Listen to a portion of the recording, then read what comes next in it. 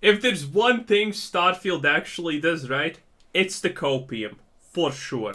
All right, so here we go. Yes, we got a brand new Starfield update beta coming up here. Yeah, Beta? you're probably wondering what in the world is up with the beta part of the update that you just mentioned. So I'll go. I actually know exactly what Bethesda means when they say update beta.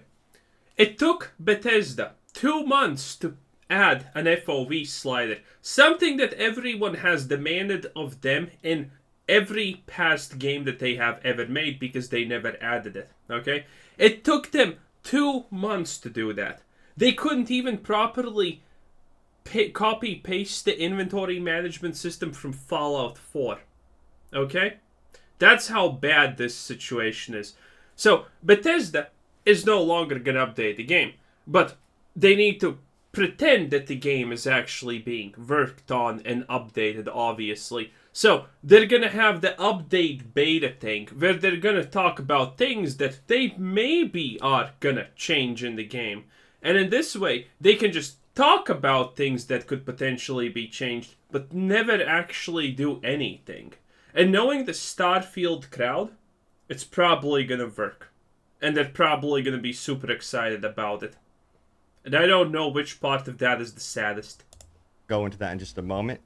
Plus, yes, Bethesda responds to some of the negativity and criticisms Starfield has received. And interestingly, they're asking for your feedback, but where will that feedback take us ultimately? Nowhere. That's the big question. And after 200 plus hours, a player noticed this about New Atlantis. We've got to talk about it.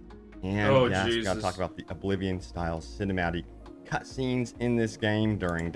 What do you think is the average IQ of a person who plays Starfield for 100 plus hours? Like, how low are we getting at? Is it toaster oven levels of consciousness? Or is it lukewarm bodies of water temperatures of consciousness? We really need... We should probably make a study on Bethesda fanboys at this point. Dialogue and much more. And yeah, I'm going to go over your top comments. But yeah, check this out right here. And by the way, yes, I'm still using the best browser for gamers, Opera GX. The true browser for us gamers. I can't say anything bad about them because they have sponsored me in the past. Especially with all the new mods. Hey, Opera GX, if you want to sponsor me, I'm down, honestly. They have out now, yes. People actually use this and it's not really that bad. You can customize the browser. Anyway, use code OpenWorldGames to get your Opera GX, or link in the description, I guess. Oh, check it out.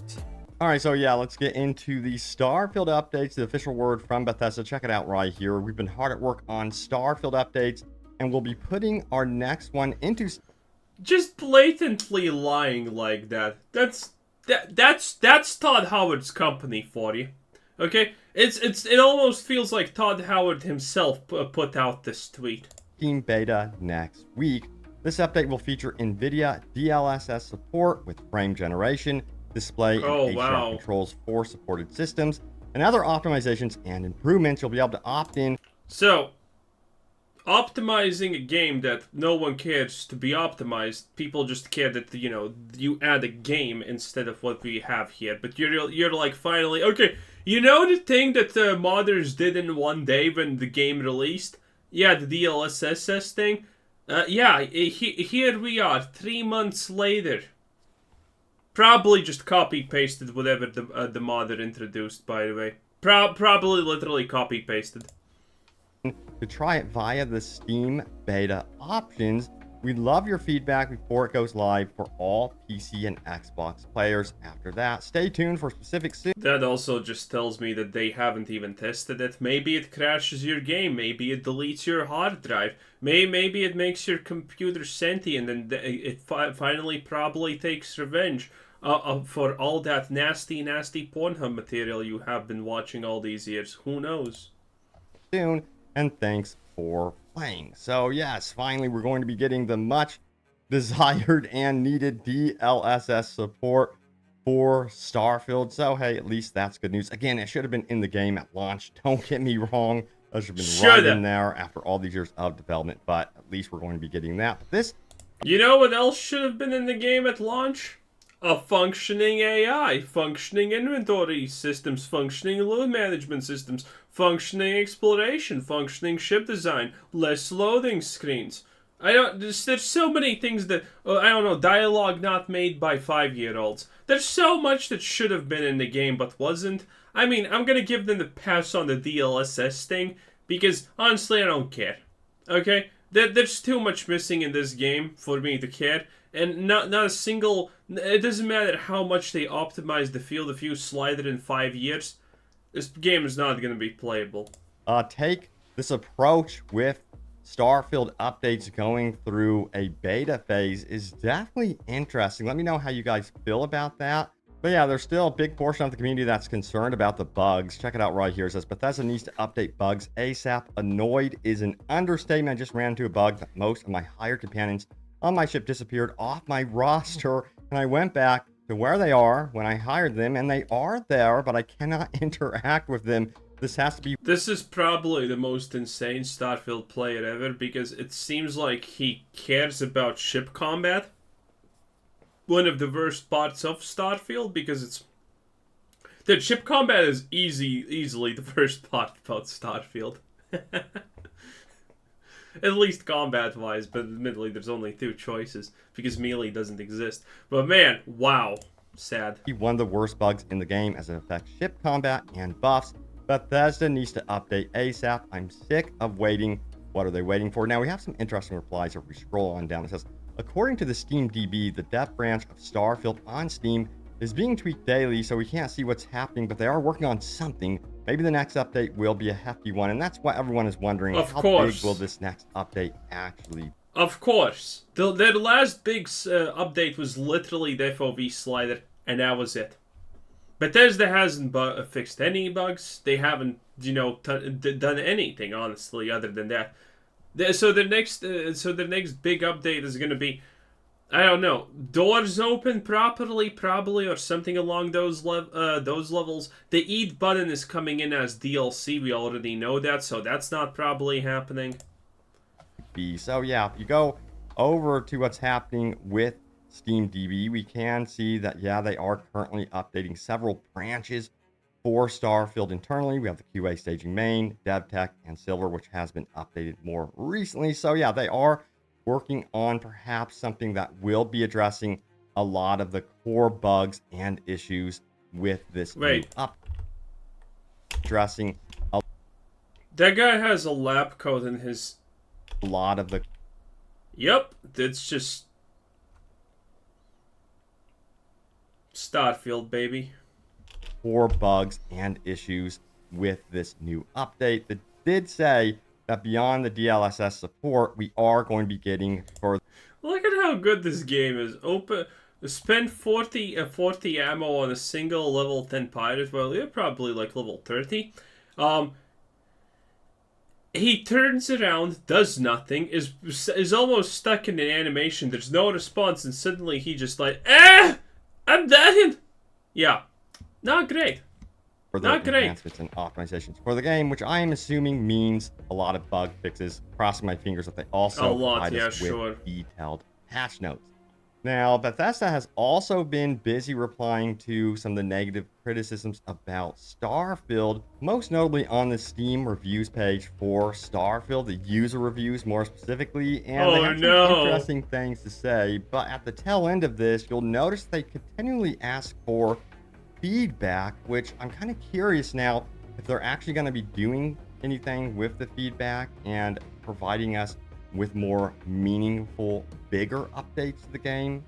I would love to see them kind of Cyberpunk 2077 this game, No Man's Sky this game with a big overhaul. I think that would be amazing. They have some big... Yeah, that's not happening. ...support from Microsoft. It'd be amazing if Microsoft could get behind them and say... Microsoft already is behind them. The only reason Starfield is not a Fallout 76 the level of disaster is because Microsoft told Bethesda, hell no, you're not releasing this piece of shit. You're gonna how much did they spend? A year or 2 literally just fixing bugs. Man, honestly, I wish that Starfield was a 76 level of disaster, because it would be more funny. Because Starfield's already unplayable. I have 8 hours on it and I regret every minute of it, okay? And I tried really, really hard to play it. It's just so bad. I don't mind... if a game's as bad as Starfield, I don't mind it being a Fallout 76 type of disaster, because that's at least funny, okay? This is just... Imagine you spend 2 years fixing bugs for Starfield and the game is still this low quality. It's insanity.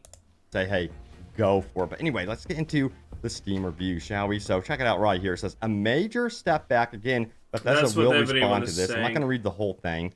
You guys have probably heard the complaints before. But yeah, Starfield is not a game worth playing for. At every level of game design, it falls flat. For example, the gameplay loop is very empty.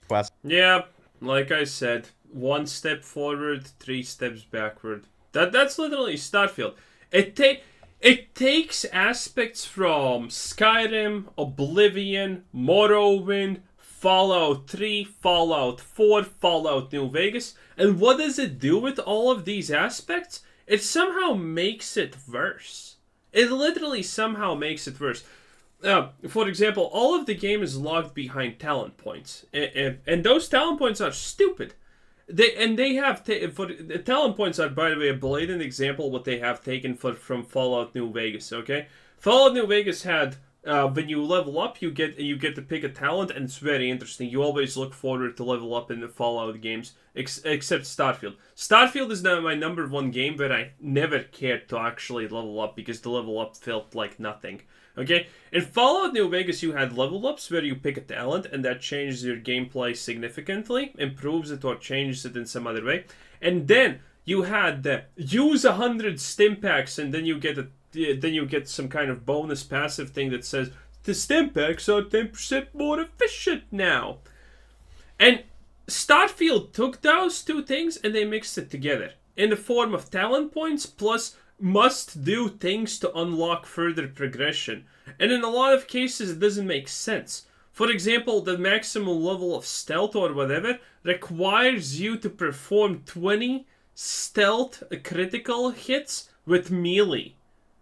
No one uses stealth in melee. Okay? There was by the way, a talent point for that in Fallout, the ninja one. But not a lot of people used it. Okay? It's so sad.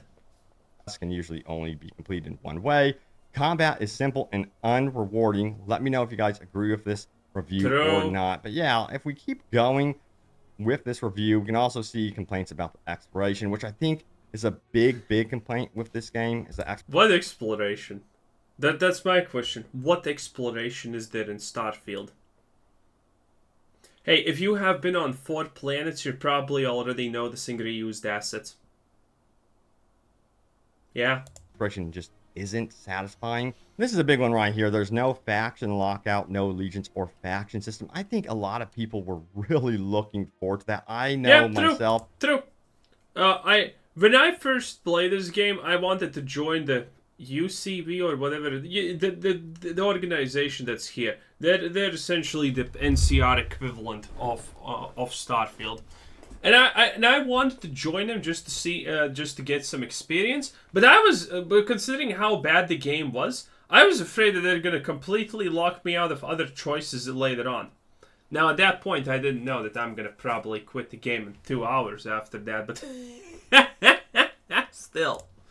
That's one thing, at least from Skyrim, that I really loved. And I feel like that is very much kind of missing from Starfield. Now, he wraps up his review by saying this: Starfield is a major step back, not just from the general gaming industry, the RPG genre, but Bethesda themselves. It is entirely unclear what's being done during the exaggerated development time. And with all the money spent on it, there's less to do than in Fallout 4. There's less to do than in one hold of Skyrim. There's less to do in independently developed early access games when compared to other games that have released not just around the same time, but years prior, and from Bethesda themselves. It is insultingly disappointing.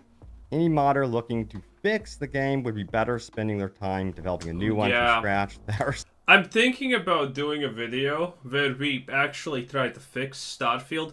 And if I make that video, the unironic first thing is going to be that I say is that it's easier to make a new game than fix Starfield. Because there's nothing good about this game. Nothing.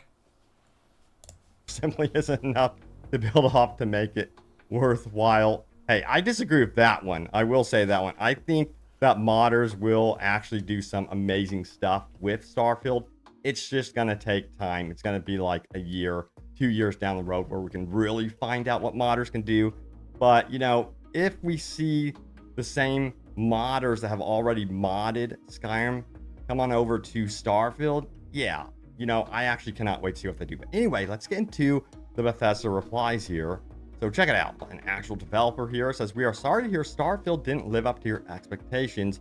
Some of Starfield's planets are meant to be empty by design, but that's not..." No, they're not. This is, by the way, a complete lie. They have not meant planets to be empty at all. Because every planet has 3 to 5 points of interest. Even without the main city. Every single planet. They were never meant to be empty. They're oversaturated with replicas of things that you have already seen. You go into your third cave, and you probably are gonna already notice that it's just a copy of something that you have already been in. Okay, go to 4 planets, and even the dumbest person is gonna start noticing. Wait a minute, this is the same exact base that was previously. Oh my god, yeah, that's how the game works. Boring. When the astronauts went to the moon, there was nothing there. They certainly weren't. Oh boy, again with this excuse. The astronauts went to the... Well, I'm not an astronaut. I'm playing a video game, asshole. Bored. The intention of Starfield's exploration is to evoke a feeling of smallness in players and make you feel overwhelmed. You can continue to explore and find worlds that do have resources you need or hidden outposts you look through. So, let me know, how do you feel? The outposts are not hidden. They're very much on your, you know, you can't call it a mini-map, but they're there.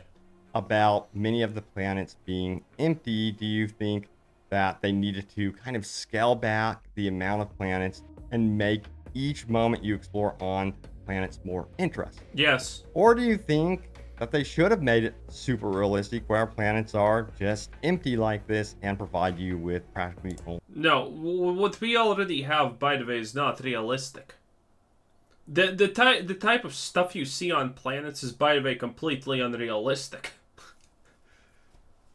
So the realism thing is just cope from Bethesda, I guess. You know, it's just a shield to deflect stray shots that, you know, people are not sure about. But no, but this game is not realistic in any sense of the word already. They haven't went for realism in any true aspect. I don't think they have consulted to anyone at all while making these things. They're just calling things realistic out of convenience. That's it. They didn't even try to make this game realistic in any way. Nor the planets, nor the travel, nor the interior, nor the anything really. Resources. I am so curious about your take. Overall, from what I've seen from the community, it seems like a lot of you guys wanted exploration to be far more interesting planet to planet. And that's why I've always said, you know, in this case, less is actually more. And that's why I think they need to actually scale down the amount of planets that were on offer here and make it more of a detail. This, I feel, also is, by the way, a misconception. They don't need to scale down the amount of planets they have. They can actually add 100 trillion more planets if they so choose. That's not the problem. The problem is that what we get on the planets is boring. You get rocks and hills and nothing else on planets. There's nothing to explore, and you know, the same outposts are just going to be recycled over and over again. They're made from the exact same tiles, and you're going to notice that you're at some point you're going to even notice that the rooms are copies of each other. And that's going to just be the final nail in the coffin for a lot of people. They need to make it more interesting. They don't need to scale down anything. They just actually need to make the AI generation good. Experience. Now, furthermore, it says right here, it says quests were made to be completed in several ways. You get to decide who lives and who dies at crucial points. No, this is a lie. Absolutely a lie. The moment he said, I don't even know where he's reading from, by the way, here. But the moment he said quests are designed to be no, that's a lie. That is absolutely a lie. There is no way to finish a quest in a meaningful way different than Bethesda intended. Okay? Best case scenario, you have a choice of talking to someone and picking non-aggression or aggression. There is almost absolutely never a different way to do these things. Sometimes maybe it's like hack a PC while they're not looking, and that's kind of it, but it's super lame. Okay? It's just bad. There is no way to finish a quest in a different way than intended. Every NPC with a name is invulnerable. Okay? You can't finish a quest and then even kill the quest NPC. It's just sad. Points of the story, as well as how to go about meeting any given objective. This is definitely interesting because it's definitely not as freeform as Baldur's Gate 3. I think Starfield really released at an awkward time behind Baldur's Gate 3. No one's asking, dude, no one's even comparing Starfield, honestly, to Baldur's Gate. You know? That's the reality. People are just comparing Starfield to other Bethesda titles, like Fallout New Vegas, the best Bethesda title that has ever existed. You know? You have in Fallout New Vegas, how many ways do you have to finish a quest? On average, maybe 3? Pretty much most quests, unless they're the most basic fetch quests, and even, by the way, basic fetch quests sometimes have multiple ways to finish quests. They just have one outcome in Starfield, but Fallout New Vegas has multiple outcomes for every situation. Same with Skyrim, honestly. Same with pretty much every other Bethesda game that has ever existed, except Starfield. Baldur's Gate 3, you can do practically anything at any time. It is a weaving, winding path throughout the entirety of the experience. No matter how small of a moment you are in, you can definitely have impact through and through. Starfield, that's definitely not the case. You can really influence more of those bigger moments and then the daily type stuff. Clearly, you cannot just go around and just influence absolutely everything. For example, of course, you can expect every main quest member or quest giver to actually survive in Starfield. Not the case in Baldur's Gate 3. So I think it's interesting to see that comparison to Baldur's Gate 3. I think that's just how it has played out for Starfield for sure. Now, it says if you are looking to feel OP, we recommend looking at completing the quests that grant you special powers to go along with your heavy weaponry. If you don't feel unstoppable, then we are not sure you will feel like that in any. Oh, wow. You're not gonna feel unstoppable after casting the weakest Kamehameha in the history of ever? Wow. Wow, tell me more. Game. Yeah, let me know how you guys feel about the actual powers in this one. A lot of people were kind of like, wow, it's kind of a take on Skyrim. And, of course, the shouts, which I honestly didn't mind. But yeah, I felt like the powers were interesting. I just felt like there needed to be more faction-centric design around the temples and seeking them out. I might be wrong about that. Let me know if you guys agree with me or not. Now, we also have this. We recommend playing around with shipbuilding and increasing the difficulty you play on if you find it underwhelming. It's a completely different experience. Dude, increasing the difficulty doesn't do anything. The AI suddenly doesn't grow a brain. It's still as bad. It just now takes not one full clip to actually bring an enemy down to 50% HP. Now it takes 15 clips to kill an enemy. Playing a fast ship that can dodge. Until you obviously get a weapon that's just blatantly 100 times more powerful than anything you have ever found. And now it doesn't matter the difficulty setting. You're still one-shotting literally anything. Projectiles versus a slow tank of a ship that is shooting at enemies in a shield depletion race. But yeah, you know, when it comes to ship combat, it seems to be one of those divisive things yet again. It's interesting. It seems like some people feel like it's too slow, a little bit boring. Others are fine with it. I myself, I've actually enjoyed the ship combat for what it is, but I mostly really enjoy getting on a planet and exploring a planet. That's my go-to style of gameplay. However, it's interesting. There's been some modders that have actually been improving, I suppose you would say, ship combat to make it more frenetic, more fast-paced. Do you guys think there needs to be an actual official update to make ship combat a lot more fast-paced? I'm kind of curious about your take on that one. Now, we gotta talk about Outpost. Oh, I recognize this footage because there's never new footage. He's gonna throw a grenade and miss, and it's gonna fall down the thing. And he's gonna land on the pipes. Says Outpost creation is helpful for those. Oh, he threw the... You see that? You see it? I'm right, he threw the grenade. I finally recognized. Open world games played Starfield probably for 10 hours, and then he said, Jesus Christ, this game is shit. And then he stopped playing, and this is all the footage. Gonna be able to craft resources. But yeah, he threw the grenade.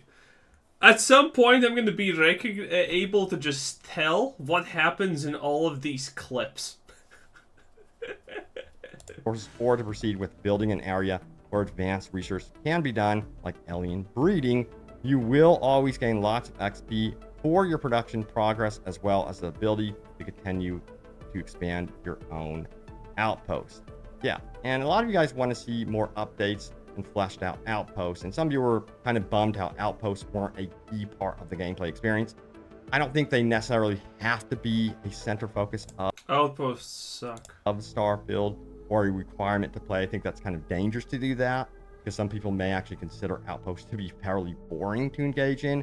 But I think there needs to be more incentive to mess around with outposts for sure. It'd be cool if there were like actual side quests that develop from your outpost building up, like story-centric stuff. I don't know. I know that's asking a lot, but man, that would be I mean, cool good to have luck some with sort of that, randomly dude. generated, interesting side quests form out of your outpost. Now, after 200 hours, someone discovered this about New Atlantis. Check it out, 200 hours. And I just noticed that buildings don't ever turn their lights on at night. I think this needs an update. Because no one looks up. Because no one cares. I think I have unironically never looked up. I always thought to myself, there's something strange about New Atlantis at nighttime, and that's two parts. Number one, this we're seeing right here, and the fact that NPCs don't have a day and night rotation like Skyrim. Like, you know, they don't. Bruh, remember all those people who were saying, "Oh my God, look at the NPCs, they look almost real. I can already see myself having a conversation with them in Skyrim." None of this fake crap. Oh my God, those people are the worst. Don't go to sleep.